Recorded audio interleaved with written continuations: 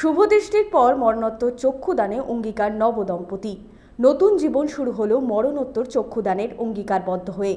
শুধু চক্ষুদানই নয়, পরিবেশকে সুস্থ রাখতে অতিথিদের দেওয়া হলো চারাগাছও। আমন্ত্রিত এলাকার দুস্থরাও। এমনই নজিরবিহীন ঘটনার সাক্ষী এলাকাবাসী।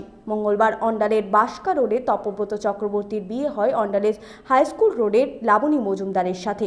বৃহস্পতিবার ছিল তারই প্রীতিভোজ।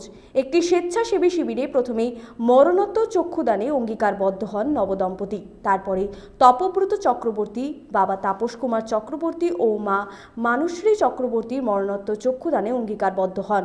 তারপরে অতিথিরাও এই মহৎ উদ্যোগে সাড়া দেন। সব মিলিয়ে প্রায় 10 জন এই উদ্যোগে সাড়া দেন। বৌভাত ছিল, তো রিসেপশনে আমরা আজকে ঠিক করেছিলাম যে আজকের এই দিনটাকে আরও স্মরণীয় করার জন্য আজকে আমরা চক্ষুদান করব। এই ভাবনাটা কি করে আসলো? আসলে এই পৃথিবীতে তো সবই নশ্বর, সবই একদিন শেষ হয়ে যায় এবং আমাদের দেহও একদিন শেষ হয়ে যাবে।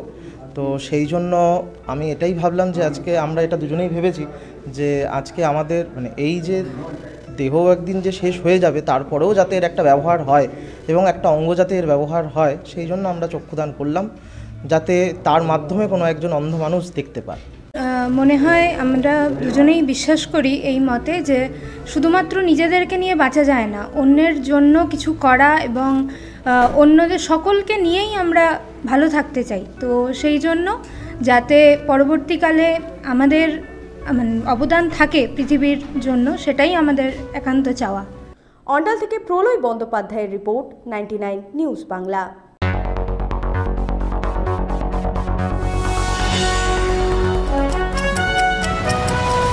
আপনারা দেখছেন 99 নিউজ বাংলা।